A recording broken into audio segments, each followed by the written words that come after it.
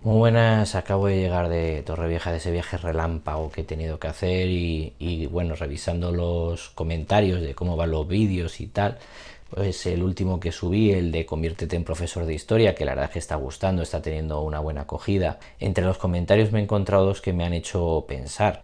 Básicamente, pues un usuario comentaba pues la historia o la última historia del siglo XX, pues que como que es todo mentira y es falsedad. Y respecto al otro comentario que me ha hecho pensar, pues era de una usuaria que comentaba que ya nunca estudiaría historia por lo mismo, porque es todo mentira y entonces pues como que es estudiar mentiras y algo así ponía en el comentario, no recuerdo exactamente. Y entonces la pregunta que uno se tiene que hacer es realmente que para qué estudiar historia si es todo mentira o si todo lo que contamos es mentira o dicho de otra manera, si mi disciplina, la historia es una ciencia o no, que parece que si no eres una ciencia no eres serio, si no llevas bata y tal, pues no eres un tío serio, un tío importante, alguien al que creer. Como no llevamos bata, pues parece que caemos en el prejuicio casi de que los profesores pues somos una especie de juglares que llegamos allí a clase, contamos una serie de cuentos, entretenemos a los niños y ya está. Bueno, mira, aquí sí me viene bien lo del inglés. El inglés tiene dos palabras para el concepto que nosotros usamos la palabra historia. Una es story, y la palabra story es cuando nosotros decimos once upon a time, ta ta ta ta ta, ta, érase una vez, eso es story. Y la otra es history, que esa ya es una ciencia. Y cuando uno estudia en la universidad, uno lo que hace es history. Y cuando le cuentas a tu amigo en nivel cuñado una cosa es story.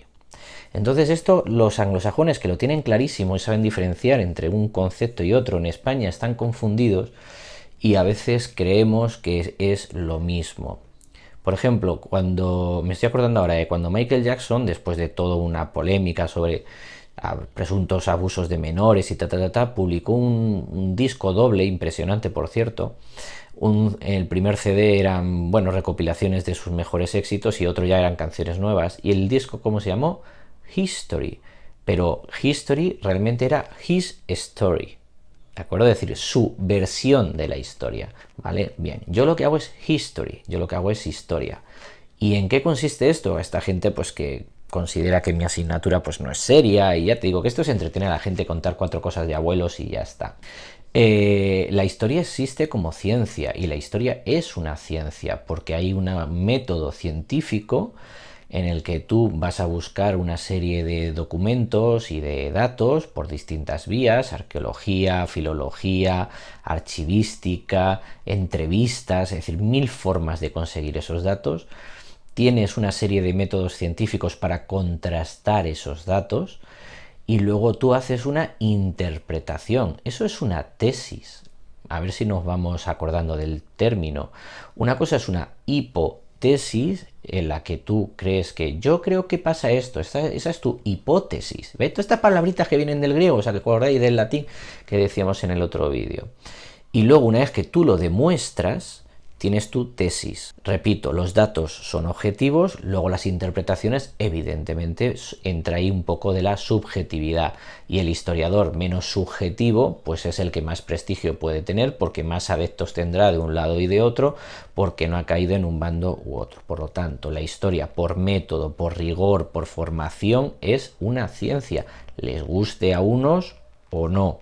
Y ahí podemos hablar de personajes tan peculiares como un historiador que salió de la noche a la mañana, que se llama Pío Moa, que no conocía ni el tato, pero un partido político determinado decidió que quería reescribir la historia del siglo XX en España y ayuda, soporta, financia, contrata, llamarle X a este historiador para que saque un montón de libros reescribiendo la historia y de repente pues poco menos que Franco era Santa Claus. Bueno, eso ya cada uno que se crea lo que quiera, los datos están ahí y cada uno los interpreta como quiera. Por lo tanto, el problema no es la historia ni los datos, el problema es el que interpreta esa historia, que puede estar más o menos sesgado o más o menos financiado.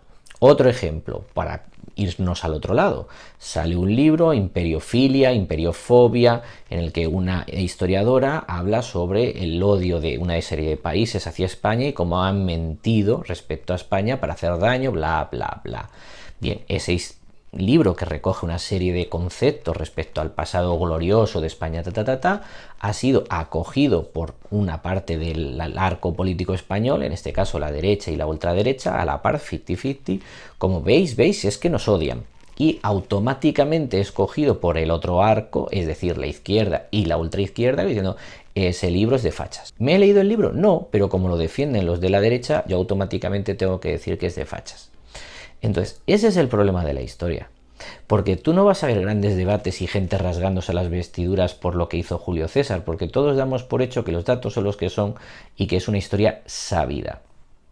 Entonces, estos ataques que yo leo, y por desgracia cada vez más hacia mi disciplina, como si la historia fuera todo un cúmulo de mentiras, no es por la historia, digamos, de antes del siglo XIX, no, es por la historia reciente, por la historia del siglo XX, porque cada uno quiere justificar su posición en el mundo y la tergiversa, y ahí sí les doy la razón, porque yo estoy tranquilo respecto a mi asignatura. Porque yo sé que a los políticos que hacen esos criterios y esos currículums tan nefastos que llevamos décadas sufriendo, la historia les encanta manipularla para poder decir que gracias a ellos, bla, bla, bla. Entonces yo sé que mi asignatura no va a desaparecer, no porque les parezca interesante, sino porque lo que les parece interesante es poder manipular la cabeza de los alumnos gracias a mi asignatura. Y ahí ya estamos los profesores para decir, pues sí, pues no, pues trago o no trago, eso ya va en cada uno. Por lo tanto, yo creo que estamos todos de acuerdo que digamos hasta 1900, todo lo que se cuenta en clase, todo el mundo creo que tiene más o menos claro. Hubo un gran Big Bang, luego la Tierra se enfrió, los dinosaurios, o sea, yo creo que todos estamos de acuerdo. Igual hay algún creacionista por ahí suelto, o hay algún terraplanista, pero bueno, yo creo que en general estamos de acuerdo en lo que pasa hasta, digamos, 1900. Y a partir de ahí, como todo el mundo tiene abuelos que han podido nacer en 1920, 1930, como todo el mundo puede vivir en una casa que igual fue expropiada en determinado periodo y ese tipo de cositas, ¿vale? Pues entonces ya ahí ya nos interesa más a ver qué historia estás contando. Pero no porque la historia no sea científica, sino porque tengo unos intereses detrás de lo que estés diciendo. Y vuelvo a lo mismo, y ahí entrará el historiador que sea y trague con una serie de influencia. Y salto ahora hacia la ciencia. ¿Realmente la ciencia científica? Porque igual es que no hemos aprendido nada. Que llevamos 2 años de ver a científicos que dicen A y otro dicen Z. Y los dos son totalmente científicos. Y los dos tienen gafas y los dos tienen bata. Y una probeta en la mano. Y tú escuchabas a los científicos del gobierno de España y decían una cosa, y escuchabas a los científicos del gobierno de la Comunidad de Madrid y decían otra. A ver si es que yo me he perdido en algo. Porque parece que si llevas una bata eres la leche. Y si no llevas bata eres idiota perdido y te han dado el título en una tómbola. Creo yo que los científicos de los dos lados son igual de listos. Los dos llevan gafas, los dos llevan batas, llevan la misma probeta. Y en cambio uno te dice que te vacunes y el otro que no te vacunes. El otro te dice que te vacunes 3 veces y el otro que con una vale. El otro te dice que chupes una rana y el otro dice que no chupes la rana. Por lo tanto, ¿realmente la ciencia es ciencia? A ver si nos estamos... A ver si hemos convertido la ciencia en una religión y ahí nos fanatizamos todos. Follow de líder, follow de líder. ¿Qué es lo que pasa? Porque ahí me dirás, no, porque los científicos de tal sitio iban pagados. ¿Qué novedad? Fíjate tú, que la ciencia necesita sponsor. Claro, si yo le pago a una empresa para que me investigue un producto y yo quiero que ese producto se venda y no el de la competencia, por lo tanto, que se esté achacando a la historia el prejuicio de no ser ciencia y por lo tanto no ser serio y un cúmulo de mentiras, cuando todos hemos visto que la ciencia está llena de interpretaciones, pues es cuando menos sangrante, porque unos tienen que pedir perdón por existir y otros pues hay que cederles el paso. Simplemente esta era mi reflexión. Creo que mi disciplina, y no es que lo crea, que lo sé, es una ciencia y merece el máximo de los respetos. El mismo que a las otras disciplinas, que serán igual de científicas o menos incluso que la historia, porque todo, como siempre se dice esa frasecita, ni nada es verdad, ni nada es mentira. Todo depende del color del cristal con el que lo miras. Nos vemos la semana que viene.